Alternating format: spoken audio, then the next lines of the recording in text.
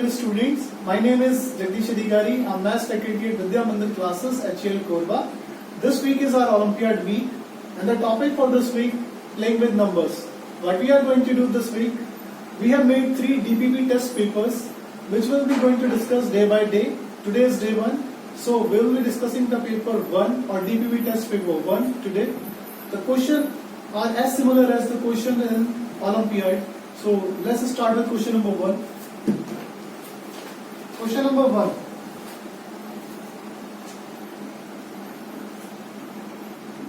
Find the value of A and B. ठीक है, ये हमारा क्वेश्चन है. इसमें A and B missing terms हैं, इनकी वैल्यू बतानी है हमको. ठीक है, तो स्टार्ट करते हैं.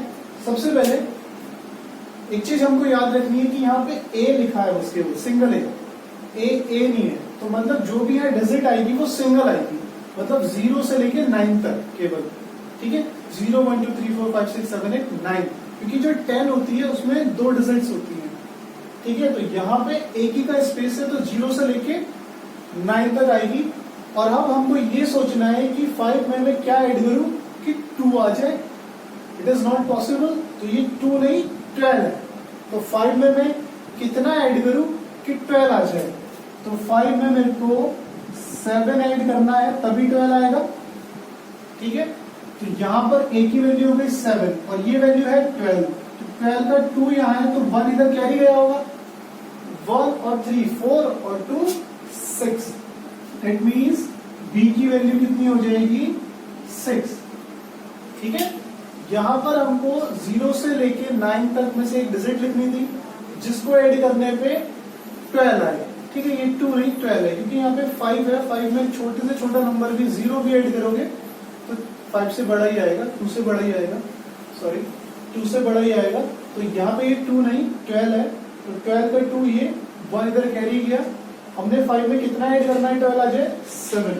तो 5 में 7 ऐड करते ही 12 आ जाएगा. 1 इधर कैरी, 1 और 3 4 और 2 6, मतलब B की जगह पे क्या आना चाहिए 6. तो इसलिए B क्या है 6. तो ऑप्शन कौन सा करेक्ट होगा? ऑप्शन हमारा सेकंड करेक्ट होगा, 7 and 6. ठीक है, A की वैल्यू 7 एंड B की value 6, which means option B is correct. Next question, 1A multiply A और 9. यहां भी find the value of A. A is a digit और सिंगल डिजिट. ठीक है, डबल डिजिट होती तो यहाँ मैं A लिखता, 2A लिखता. तो यहाँ पे भी जो डिजिट आएगी वो 0 से लेके 9 तक, उनमें से ही एक डिजिट आनी है.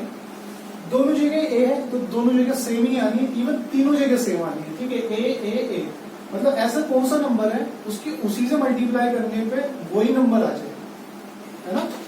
तो यहाँ पे हम देखते हैं कौन से ऐसे नंबर हैं जिनकी उन्हीं से मल्टीप्लाई करने पे वही नंबर आ जाए.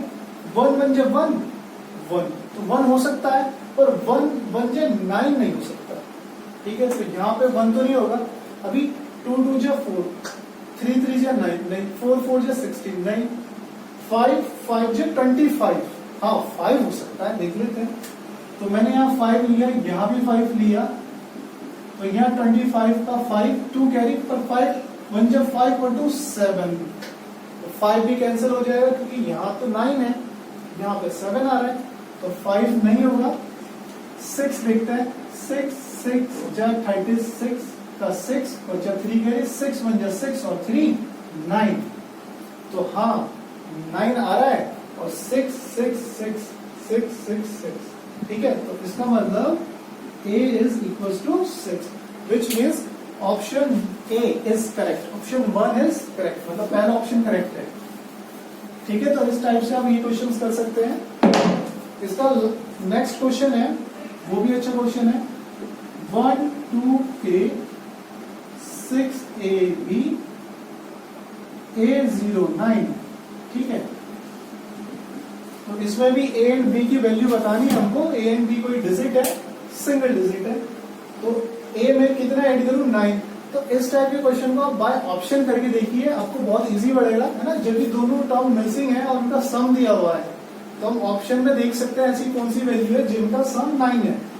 तो पहला ऑप्शन है 4 and 3, मतलब ए की वैल्यू 4, बी की वैल्यू 3, तो 4 और 3 9 नहीं होगा, 4 और 3 7 होता है, तो ऑप्शन ए नहीं होगा।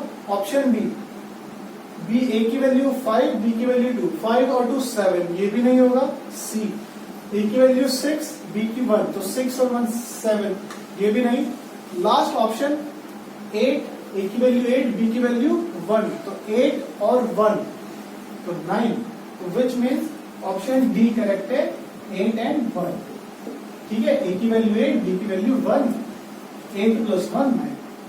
ठीक है, पर अगर आप इसको कैसे करना चाहें, आप इसको एग्जाम में आ जाता है ये, जैसे सब्जेक्टिव एग्जाम में आगे, नॉट इन ऑब्जेक्टिव एग्जाम। ठीक है, ऑब्जेक्टिव में तो आप बाय ऑप्शन कर लोगे, पर अगर ये सब्जेक्टिव में आ गया तो कैसे करना है। देखिए यहां पर हमारे पास a + b = 9 है। एक चीज और है कि 2 + a = 0, तो मतलब ये a जो है वो 101% एक ऐसी डिजिट रही होगी जिसमें 2 ऐड करने पे 10 आ गया होगा, क्योंकि ये 0 नहीं है, क्योंकि 2 में कुछ भी ऐड करो 0 तो नहीं आएगा।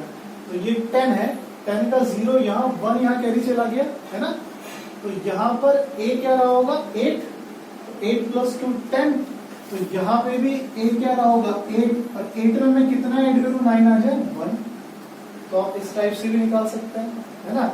या यहाँ पे a की वैल्यू रख दो, 8 b की वैल्यू निकालने के लिए a इधर चला गया 9 - 8, तो b की वैल्यू भी आ गई कितनी 1। तो सब्जेक्टिव में आप ऐसे कर सकते हैं। ठीक है, तो मैंने ऑब्जेक्टिव के लिए भी करा दिया, सब्जेक्टिव के लिए भी करा दिया। नेक्स्ट क्वेश्चन नंबर 4 में बोला है find the question when difference of, question बताना है जब डिफरेंस ऑफ किसका 985 एंड 958 का जो डिफरेंस है उसको डिवाइड किया गया 9 से। ठीक है, उसका डिवाइड किया गया किससे 9 से। तो देख लेते हैं क्या आया। डिफरेंस 27 है, तो 27 को मैं जब 9 से डिवाइड करूंगा तो कितना आएगा 3, तो ऑप्शन कौन सा सही है, ऑप्शन सी सही है 3। ठीक है, इन दोनों का डिफरेंस जो है 9 से डिवाइड करने पे ऑप्शन क्या आएगा 3। नेक्स्ट क्वेश्चन नंबर 5 में बोला है 35a64 डिविजिबल बाय 3, मतलब ये 3 से डिविजिबल है, तो find the value of a। ये नंबर जो भी है, यहाँ पे a हमको नहीं पता, पर हाँ ये पता a सिंगल डिजिट होगी, अगर 2 होती तो a लिखता। ठीक है, बार नहीं बोलूंगा अभी, a मतलब लिखा है तो सिंगल डिजिट ही होगी। अब यहाँ पे a की क्या क्या वैल्यू हो सकती है कि ये 3 से डिवाइड हो जाए, तो हम यहाँ पे 3 का डिविजिबिलिटी टेस्ट लगाएंगे। 3 का डिविजिबिलिटी टेस्ट क्या होता है कि सम ऑफ ऑल डिजिट, सारी डिजिटों का सम भी 3 से डिवाइड होना चाहिए। डिजिट का सम कितना हो गया 8, 8 और 6 14 और 4 18, तो 18 + 8। ठीक है, 18 में मैं क्या क्या ऐड करूं, ये 3 से डिवाइड होता चला जाए, तो 18 में अगर मैं 0 ऐड करूंगा तो भी 3 से डिवाइड हो जाएगा, 3 ऐड करूंगा तो भी 3 से डिवाइड, 6 ऐड करूंगा तो भी डिवाइड, 18 में मैं 9 ऐड करूंगा तो भी डिवाइड, और 18 में 12 ऐड करूंगा तो भी डिवाइड हो जाएगा, पर ये 12 में 2 डिजिट आ गई, तो हम इसको नहीं लेके केवल इन तीनों को ही लेंगे, है ना। 18 + 0 18, 3 से डिवाइड, 18 + 3 21, 3 से डिवाइड, 18 + 6 24, 3 से डिवाइड, 18 + 9 27, 3 से डिवाइड, तो 0 3 6 9 सारे के सारे जो हैं ऐड यहाँ पे एक ही जगह लेने पे ये 3 से डिवाइड हो जाएगा, which means option A correct है। ऑप्शन ए में 0 3 9 है। ऑप्शन डी में 12 है ना, 0 3 9 12, पर मैंने आपको बताया कि 12 में 2 डिजिट है, अब यहाँ पे हमको एक ही डिजिट लेनी है, इसलिए हम केवल 9 तक ही ले सकते हैं। ठीक, ऑप्शन ए करेक्ट है।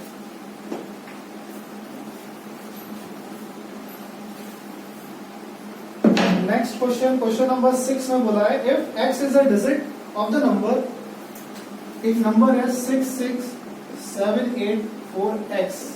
ठीक है, ये x एक डिजिट है, इस तरीके से है कि ये डिवाइड हो रहा है 9 से, divisible by 9, find the value of x। बिल्कुल सेम क्वेश्चन है पहले की तरह कि ये नंबर 9 से डिवाइड हो जाता है, पूरा पूरा डिविजिबल मतलब पूरा पूरा डिवाइड हो जाता है, तो हमको x की वैल्यू बतानी है। तो 9 का भी यहाँ पे डिविजिबिलिटी टेस्ट लगेगा। 9 का डिविजिबिलिटी टेस्ट भी बिल्कुल सेम 3 के डिविजिबिलिटी टेस्ट जैसा होता है, सबको ऐड कर देंगे डिजिट्स को, ठीक है। 12, 19, 26, 30, ठीक है। 30 में मैं कितना ऐड करूं कि ये 9 से डिवाइड हो जाए, तो 30 में 6 ऐड करेंगे, है ना।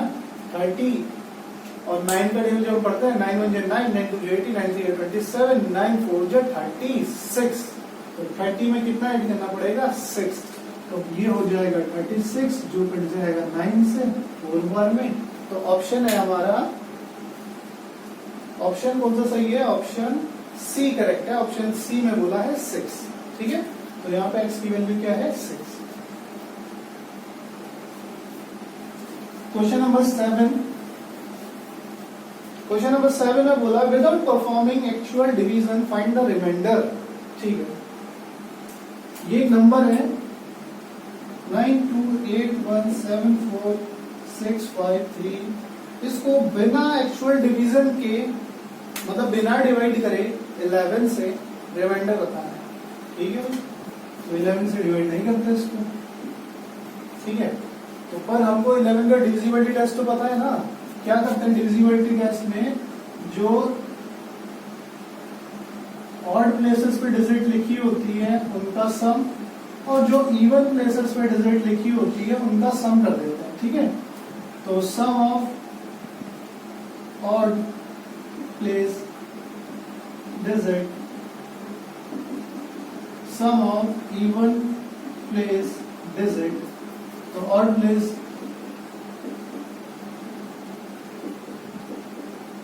इवन प्लेस,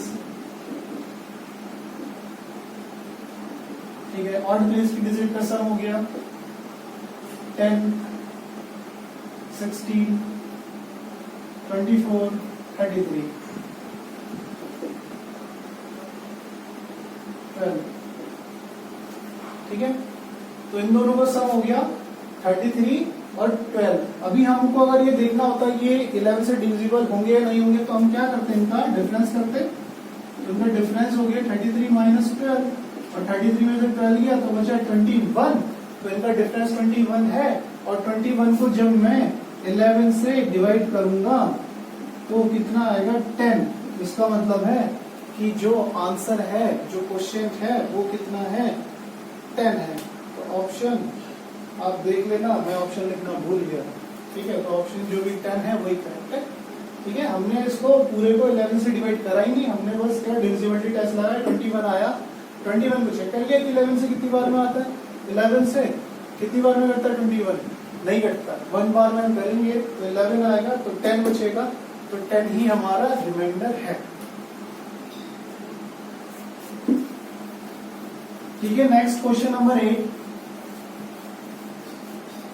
क्वेश्चन नंबर 8 में बोला which of the following is smallest perfect number.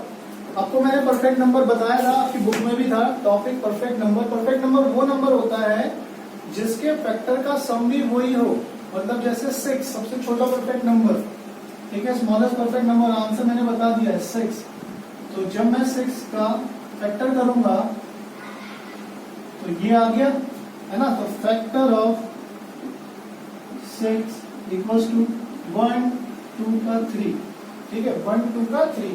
तो जब मैं इनका सम करूंगा तो 1 + 2 + 3 तो 6, ठीक है। तो वो नंबर जिसके फैक्टरों का सम भी वही हो इज ए परफेक्ट नंबर, ठीक।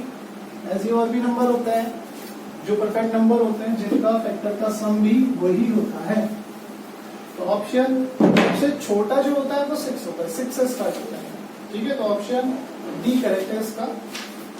क्वेश्चन नंबर 9, क्वेश्चन नंबर 9 में बोला है 3691560915। अरे बाप रे, इज नॉट डिविजिबल बाय,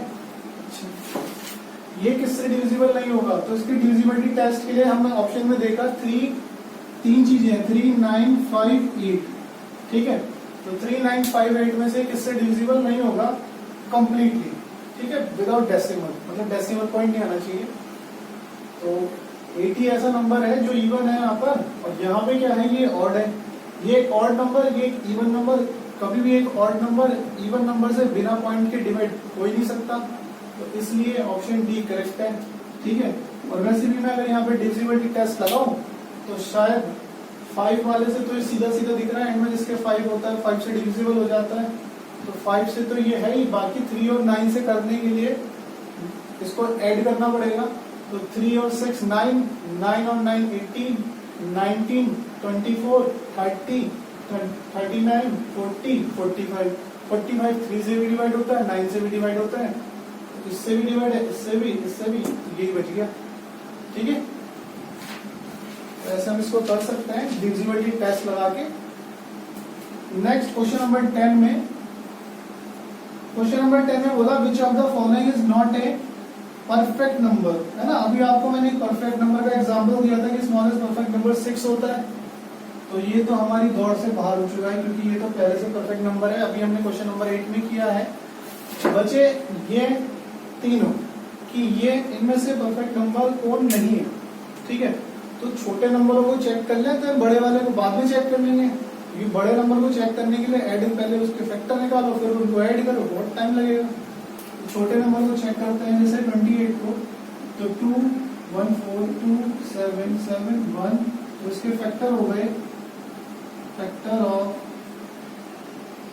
28, 1 के डिल में आएगा, 2 के डिल में आएगा, 4 के डिल में आएगा, 14 के डिल, 7 के डिल में आएगा, 14 के डिल में आएगा, है ना। 1 के डिल में तो सभी आते हैं, तो 1 तो हो गई होगा। 2 के डिल में आएगा, 2 2 जब 4 के डिल में आएगा, 7 के डिल में आएगा, 2 2 जब 4, सॉरी 7 4 जब 7 2 जब 14 के डिल में आएगा। 28 नहीं लेना, मतलब खुद को नहीं लेना, उसको खुद को ले लिया तो उनका जो सम होगा वो ऑब्वियसली बड़ा हो जाएगा, तो खुद को तो लेना ही नहीं है।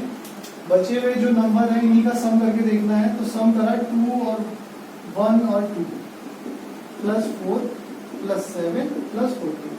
ठीक है, तो 3 और 7 10 और 4 14, तो 14 प्लस 14 28, तो ये तो है, तो इसको भी बाहर कर देते हैं। बचा 9 और 496, तो 9 का करके देख लेते हैं, 3। ठीक है, तो फैक्टर क्या होगा इसके, फैक्टर ऑफ 9 हो जाएंगे 1 और 3, है ना। 9 को तो लेना ही नहीं है, 3 3 जब 9 होता है, पता है 9 को लेना ही नहीं है, क्योंकि 9 ले लिया तो मैंने वो सम जो है बड़ा हो जाएगा ना फिर 9 से। तो फैक्टर में बस केवल जो नंबर है ना, जो भी टेबल है, जैसे 9 है, 9 से जो पहले तक डिवाइड हो रहा है जिससे, वो लेना है। तो 9 से पहले तक वो किससे डिवाइड होता है, केवल 3 से, 3 का भी लेना। तो इन दोनों का मैंने सम किया, तो 1 प्लस 3 तो 4, तो 4 तो यहाँ तो 4 आ गया, यहाँ 9 था, तो ये तो परफेक्ट नंबर नहीं है, क्योंकि सम भी क्या आना चाहिए था, 9 आना था। तो इसका मतलब हमारा जो ऑप्शन डी है, ऑप्शन डी 9, वही परफेक्ट नंबर नहीं है। आप 496 को चेक कर लीजिएगा, वो परफेक्ट नंबर आएगा 101%, कॉपी में करके देखिएगा। ठीक है, तो ये हमारा था DPP टेस्ट 1। सबको समझ में आ गया? किसी को कोई डाउट है ग्रुप में मैसेज करके पूछ सकता है। Thank you.